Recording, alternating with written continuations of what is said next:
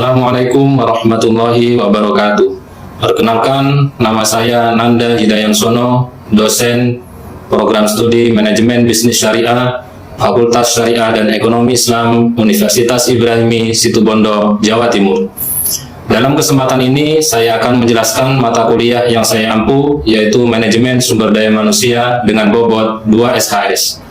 Pemaparan ini kami sampaikan dalam rangka memenuhi Tridharma perguruan tinggi, khususnya pendidikan dan pengajaran, sebagai salah satu persyaratan untuk mengikuti sertifikasi dosen PDD UKT-PT tahun 2023. Mata kuliah ini bertujuan membahas tentang pengelolaan sumber daya manusia secara efektif di dalam dunia kerja dan usaha berbasis syariah. Pembahasan dalam mata kuliah ini mencakup konsep, tujuan, dan tantangan sumber daya manusia, perencanaan manajemen sumber daya manusia, strategi efektif dalam perekrutan SDM, konteks eksternal MSDM, fungsi dalam operasional manajemen sumber daya manusia, isu-isu terkini dalam MSDM, serta masalah hubungan dunia kerja dan usaha.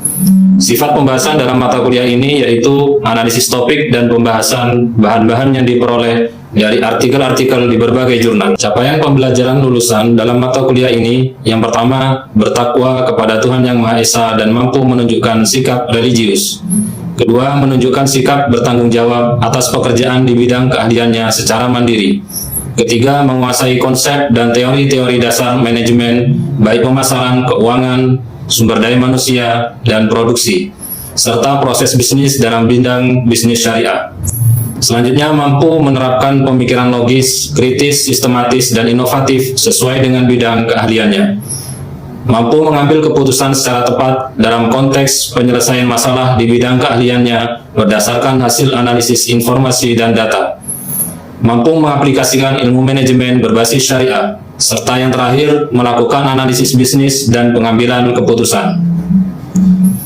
Capaian pembelajaran mata kuliah ini, mahasiswa menguasai teori-teori di bidang manajemen sumber daya manusia dan menganalisis pengaplikasian manajemen sumber daya manusia pada dunia kerja dan usaha berbasis syariah, serta mampu memperbaiki prinsip-prinsip manajemen sumber daya manusia yang kurang berjalan sesuai dengan etika dan norma yang berlaku. Topik atau pokok bahasan dalam mata kuliah ini mencakup konsep, tujuan, dan tantangan SDM, perencanaan manajemen SDM, analisis jabatan, perekrutan tenaga kerja, seleksi tenaga kerja, orientasi, pelatihan kerja, penilaian kerja, kompensasi, perencanaan karir, dan pengembangan karyawan. Metode pembelajaran dalam mata kuliah ini menggunakan metode DIA, Delivery, Interaction, dan Assessment. Delivery menggunakan metode ceramah dengan menggunakan media laptop, LCD, proyektor, dan Microsoft PowerPoint. Interaction meliputi di dalam kelas dan di luar kelas. Di dalam kelas mencakup keaktifan, berdiskusi, tanya jawab tentang materi kuliah yang disampaikan. Untuk di luar kelas, bisa menggunakan email, pesan teks, telepon, dan lain-lain. Sementara asesmen atau nilai mencakup dua hal, yaitu nilai proses dan nilai hasil. Untuk nilai proses, mengambil nilai dari performan dan keaktifan, sementara untuk nilai hasil mengambil dari nilai tugas, UTS, dan UAS. Sistem penilaian dalam mata kuliah ini disampaikan pada awal perkuliahan ketika kontrak kuliah antara mahasiswa dengan dosen.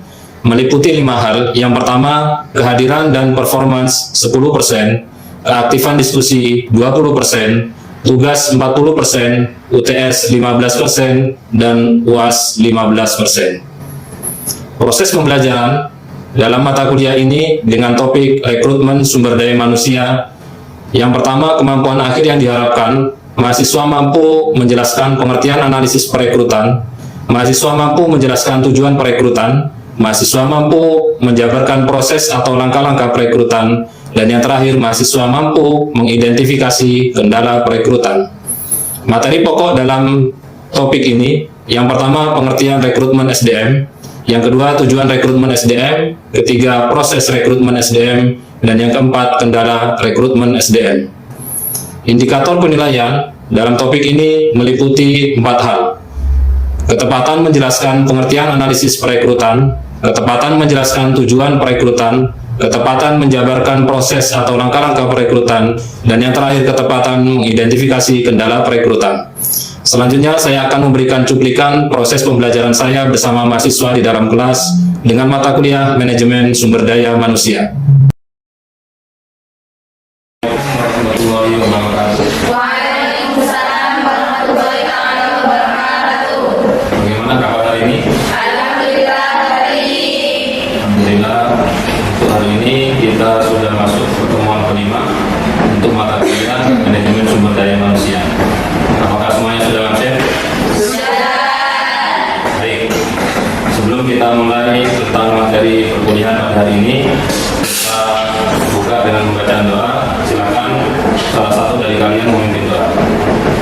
Baik, sebelum kita mulai perkuliahan pada siang hari ini, marilah kita buka dengan pembacaan basmalah bersama-sama. Bismillahirrahmanirrahim. Baik, kita masuk pertemuan kelima. Tema kali ini tentang rekrutmen sumber daya manusia atau rekrutmen SDM. Untuk mata kuliah kali ini sebenarnya mata kuliah lanjutan dari tema sebelumnya, yaitu pertemuan sebelumnya tentang perencanaan sumber daya manusia. Sebelum kita berbicara lebih jauh tentang rekrutmen sumber daya manusia, mungkin lebih baiknya kita mengulas sedikit tentang pertemuan sebelumnya. Apakah salah satu dari kalian ada yang bisa menjelaskan, masih ingat tentang perencanaan sumber daya manusia? Ya, silakan, Ainun.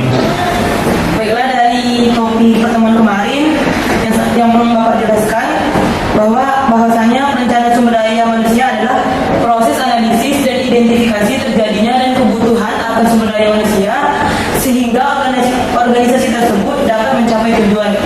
Nah, jika analisis yang dilakukan asal-asalan maka akan berdampak kepada tujuan organisasi yang tidak tercapai. Seperti itu, Pak. Baik, itu penjelasan singkat dari pertemuan sebelumnya tentang perencanaan sumber daya manusia. Nah, sekarang kita masuk ke materi kuliah pada hari ini tentang rekrutmen sumber daya manusia. Sebelum kita masuk ke materi, ada beberapa indikator pencapaian penilaian yang akan dinilai nantinya. Yang pertama, mahasiswa mampu menjelaskan pengertian analisis perekrutan. Yang kedua, mahasiswa mampu menjelaskan tujuan perekrutan. Yang ketiga, mahasiswa mampu menjalankan proses atau langkah-langkah perekrutan. Dan yang terakhir, mahasiswa mampu mengidentifikasi kendala perekrutan. Keempat indikator inilah nanti yang akan menilai bahwa setelah kalian mempelajari mata kuliah ini, kalian bisa dinyatakan paham atau mengerti tentang rekrutmen sumber daya manusia. Yang pertama, di sini ada beberapa gambar yang menyatakan atau tulisan tentang rekrutmen itu sendiri. Banyak, ada yang kualifikasi, kandidat, skill, partnership, dan yang lain sebagainya. Artinya rekrutmen itu proses untuk mencari calon karyawan untuk diposisikan di suatu posisi jabatan di sebuah perusahaan atau organisasi. Sehingga rekrutmen itu sendiri merupakan langkah utama untuk pencarian calon karyawan. Seandainya rekrutmen ini dilakukan secara baik, langkah-langkahnya maka kedepannya maka posisi jabatan itu akan diduduki oleh karyawan yang bagus juga. Nah, ada beberapa definisi rekrutmen.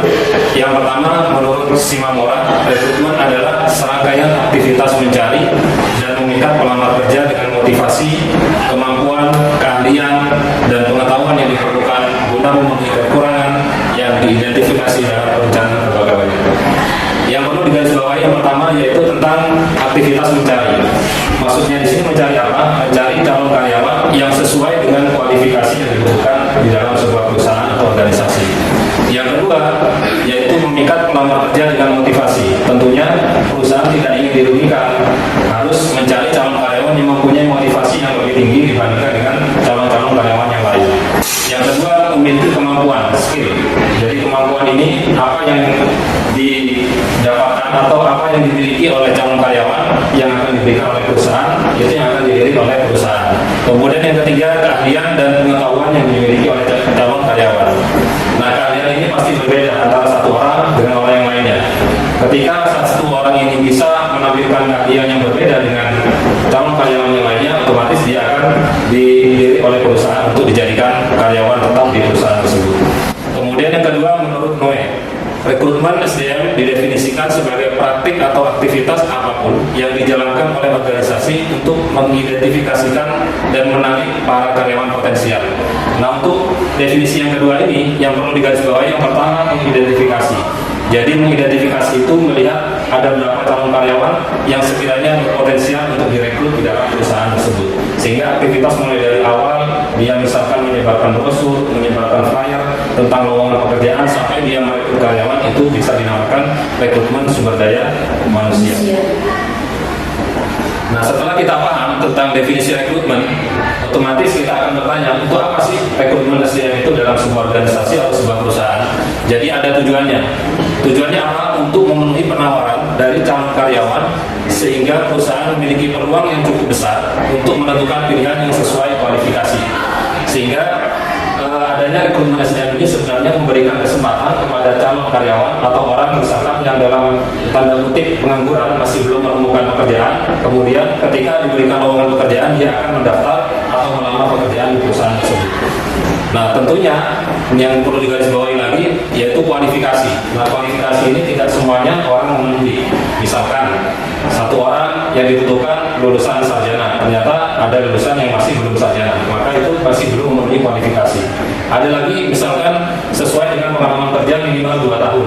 Nah, ternyata ada yang melamar pekerja, ternyata pengalamannya masih kurang dari 2 tahun. Nah, kualifikasi inilah yang akan diperhatikan dalam proses rekrutmen sumber daya manusia. Nah, bagaimana alurnya atau proses rekrutmen sumber daya manusia dalam sebuah organisasi atau perusahaan? Yang pertama bisa dilihat yaitu perencanaan SDM yang sudah kita pelajari di pertemuan sebelumnya, yaitu perencanaan SDM ini kita harus mengidentifikasi secara konkret berapa jumlah karyawan yang akan kita butuhkan, kemudian job-job apa saja atau jabatan apa saja yang akan kita berikan kepada calon karyawan yang baru, kemudian spesifikasi jabatannya seperti apa. Ini harus jelas ditentukan ketika dalam proses perencanaan sumber daya manusia. Nah, setelah langkah pertama selesai, berikutnya yaitu staffing needs. Artinya kebutuhan apa saja yang dibutuhkan dalam posisi atau jabatan tersebut. Jadi disebutkan job desk-nya seperti apa. Misalkan yang dibutuhkan supervisor. Supervisor itu job desk-nya apa saja sih yang dilakukan. Misalkan lagi lowongannya tentang manajer. Manajer itu apa sih job desk-nya dan seterusnya. Nah, ketika tahap kedua ini selesai dilakukan, maka tahap selanjutnya yaitu memutuskan rekrutmen sumber daya manusia. Tentunya keputusan ini dipengaruhi oleh 2 sumber. Yang pertama sumber internal dan sumber eksternal. Nanti akan dijelaskan slide berikutnya. Apa itu sumber internal, apa itu sumber eksternal. Nah, setelah keputusan rekrutmen itu sudah diputuskan, maka tahap yang terakhir yaitu tahap penyeleksian, yaitu seleksi sumber daya manusia mana yang cocok sesuai dengan kualifikasi yang dibutuhkan di perusahaan tersebut, berapa orang jumlah SDM yang akan direkrut. Jadi ini ada 2 sumber rekrutmen internal dan eksternal. Apa itu sumber internal? Meliputi karyawan yang ada sekarang yang dapat dicalonkan untuk dipromosikan, dipindah tugaskan atau dirotasi tugasnya, serta mantan karyawan yang bisa dikaryakan dipanggil kembali. Jadi yang sudah digarisbawahi itu yang saya tandai itu sebenarnya cara-cara untuk merekrut sumber internalnya. Yang pertama dipromosikan. Jadi anggota karyawan yang sudah ada yang awalnya misalkan jabatannya ada di bawah, kemudian dipromosikan untuk naik jabatan. Misalkan yang awalnya dari supervisor dinaikkan menjadi manajer. Otomatis ketika dinaikkan menjadi manajer, posisi supervisor ini akan kosong jabatannya. Nah, kekosongan jabatan itulah yang ada kemudian dilakukan rekrutmen sumber daya manusia. Kemudian yang kedua dengan mentransfer atau rotasi, artinya memindahkan pekerjaan dari satu jabatan ke jabatan yang lain, tapi masih dalam satu sejajar, artinya secara horizontal.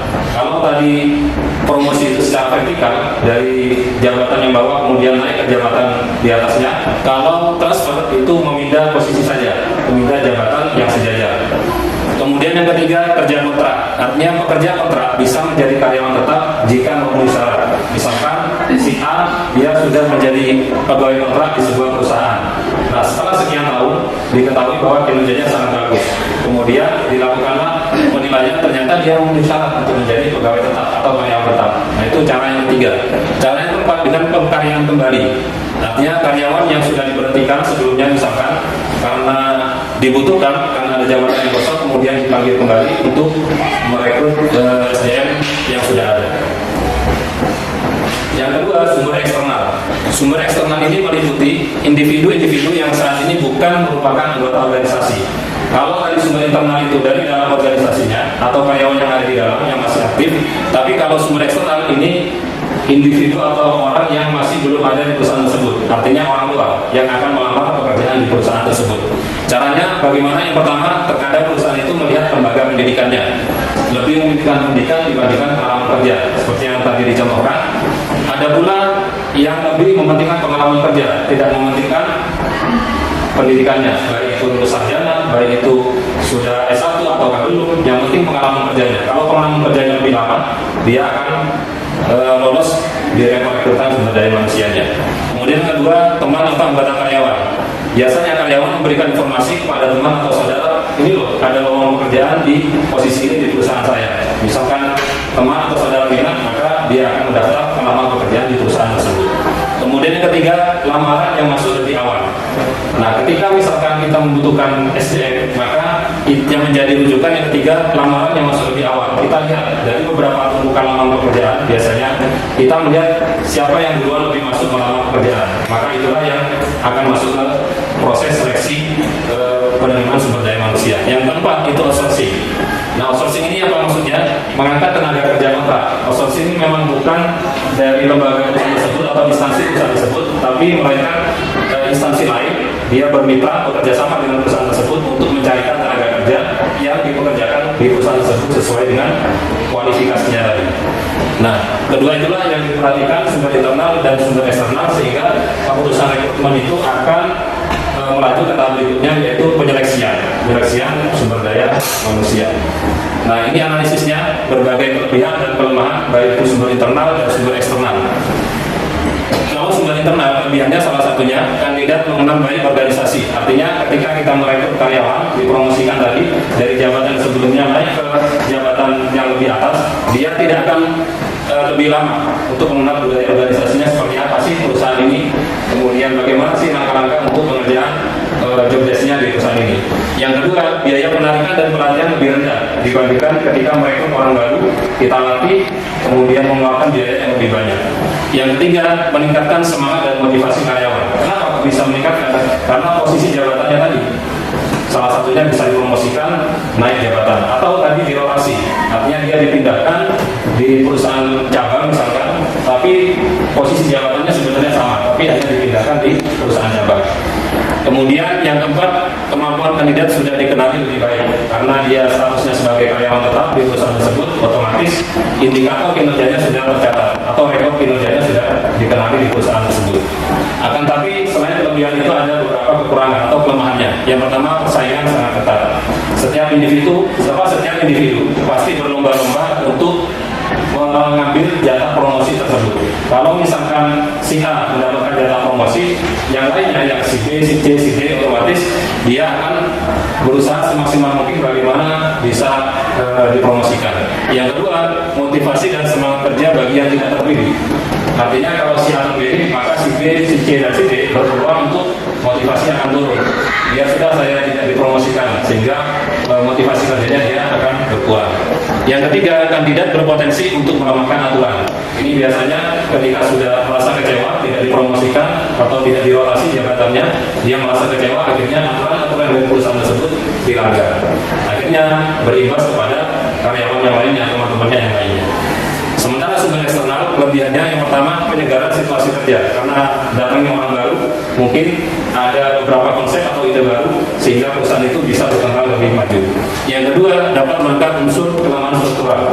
Yang dulunya misalkan struktural itu pekerjaannya sangat lemah, kurang efisien, kurang efektif. Dengan adanya orang baru, dia akan bekerja lebih baik lagi ke depannya. Yang ketiga, variasi kompetensi SDM organisasi. Ini jelas karena kompetensi setiap orang pasti berbeda. Dengan datangnya orang baru, karyawan baru, maka akan memberikan kompetensi skill yang baru. Namun kelemahannya, yang pertama, keterlambatan bagi organisasi. Artinya apakah dia paham visi, misi, tujuan dari perusahaan tersebut, kita harus membriefingnya terlebih dahulu, memberikan perkenalan visinya apa, misinya apa, tujuannya apa. Yang kedua, menurunkan motivasi dan semangat karyawan lama. Karena merasa tersaingi mungkin dengan adanya orang baru, oh ya ini pekerjaan saya, dengan adanya orang baru, akhirnya diberikan pekerjaan itu kepada orang yang baru. Akhirnya merasa kecewa, merasa pekerjaannya itu diambil alih oleh orang baru, akhirnya semangat kerjanya menurun. Yang terakhir, perlu waktu untuk penyesuaian, karena orang baru dia otomatis butuh waktu yang tidak sebentar. Bagaimana budaya organisasinya, bagaimana cara bekerja di perusahaan tersebut, bagaimana alurnya, dan seterusnya. Kemudian sarana atau media eksternal rekrutmen. Ini mungkin simbol-simbol atau icon yang sudah biasa kalian lihat. Ada icon apa saja? Ada yang tahu? Facebook,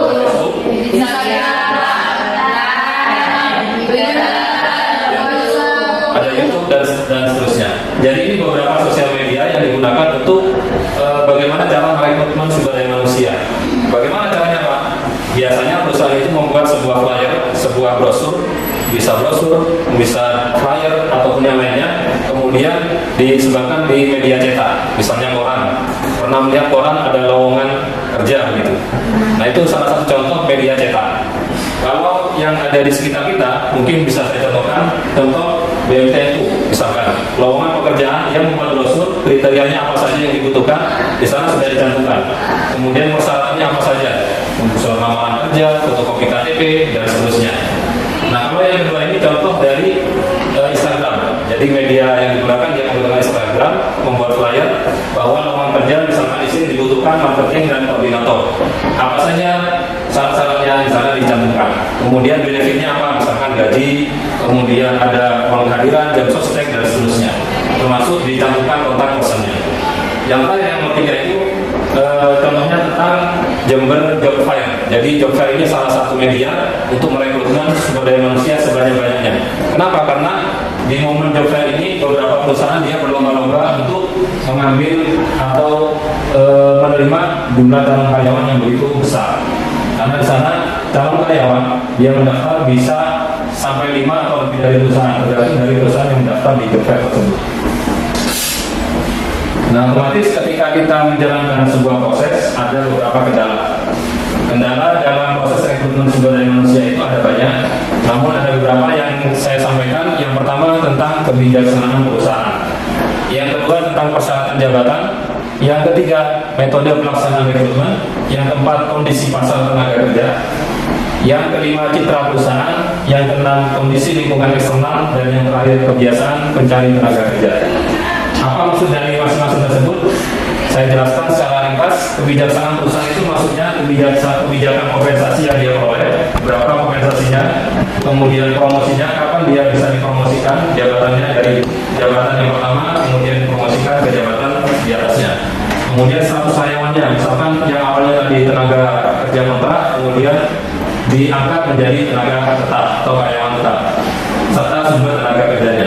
Yang kedua, persyaratan jabatan.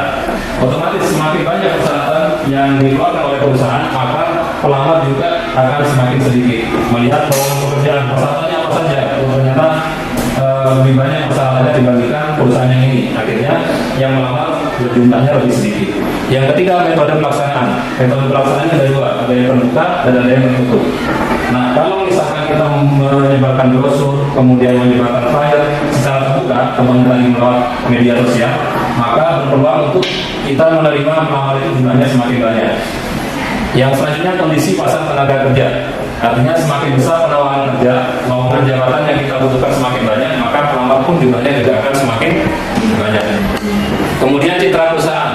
Otomatis perusahaan ketika citranya bagus akan semakin percaya masyarakat untuk bekerja di perusahaan tersebut, sehingga calon karyawan akan melihat bagaimana perusahaan ini, ternyata bagus untuk selama ini, akhirnya melamar di pekerjaan tersebut. Kemudian kondisi lingkungan eksternal, misalkan di wilayah perusahaan tersebut banyak pengangguran, jadi anak-anak muda yang baru lulus sekolah, misalkan lulus kuliah, kemudian masih nganggur, maka diberikanlah lowongan pekerjaan di perusahaan tersebut. Dan yang terakhir, kebiasaan pencari tenaga kerja. Nah, ini yang biasa kita temukan di luar. Beberapa perusahaan atau beberapa instansi organisasi yang kita temukan, biasanya slogannya, kalau tidak ada orang dalam, maka tidak akan bisa masuk. Artinya selama kita melamar pekerjaan di posisi jabatan apapun, kalau tidak ada orang dalamnya di perusahaan tersebut, maka kita tidak akan diterima. Meskipun sebenarnya kualifikasinya kita memenuhi. Mungkin itu saja yang dapat saya sampaikan. Ada yang perlu didiskusikan?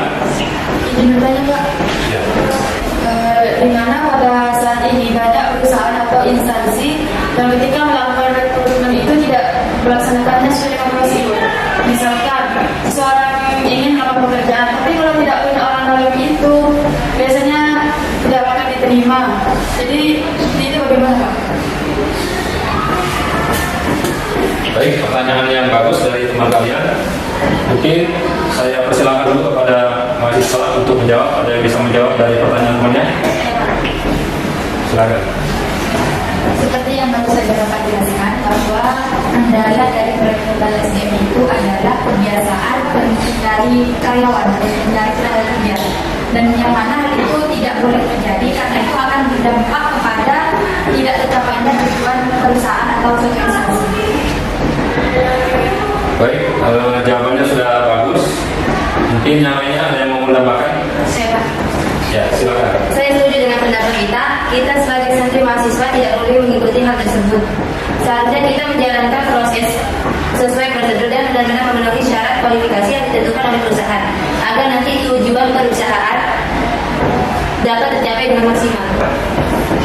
Baik, tadi sudah dijawab oleh teman-teman kalian apa yang sudah ditanyakan oleh temannya, bahwa setiap perusahaan itu atau organisasi atau instansi yang kita tahu biasanya di luar itu slogan tadi itu, ketika ada orang dalam pasti akan diterima. Jika tidak ada orang dalam, meskipun kita memenuhi kualifikasi, tidak akan diterima.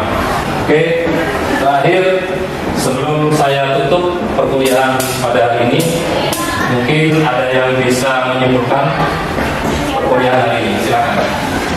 Kesimpulan yang saya dapatkan, yang pertama di sini menurut Noe, rekrutmen SDM adalah sebagai praktik atau aktivitas apapun yang dijalankan oleh organisasi untuk mengidentifikasikan dan menarik para karyawan potensial. Yang kedua, sumber-sumber rekrutmen itu ada dua, yang pertama internal, yang kedua eksternal. Yang ketiga, proses atau langkah-langkah rekrutmen itu ada 4. Yang pertama perencanaan SDM, yang kedua kebutuhan, yang ketiga keputusan rekrutmen, yang keempat kandidat siap seleksi. Terus yang keempat ini kendala-kendala rekrutmen itu ada 7. Yang pertama kebijaksanaan perusahaan, yang kedua persyaratan jabatan, yang ketiga metode pelaksanaan, yang keempat kondisi pasar tenaga kerja, yang kelima citra perusahaan, yang keenam kondisi lingkungan eksternal, yang terakhir nomor 7 kebiasaan pencari tenaga kerja. Mungkin itu kesimpulan yang saya dapatkan. Terima kasih sudah disimpulkan. Itu pertemuan kali ini saya ucapkan mudah-mudahan apa yang kita peroleh menjadi ilmu yang barokah dan manfaat. Amin. Assalamualaikum warahmatullahi wabarakatuh.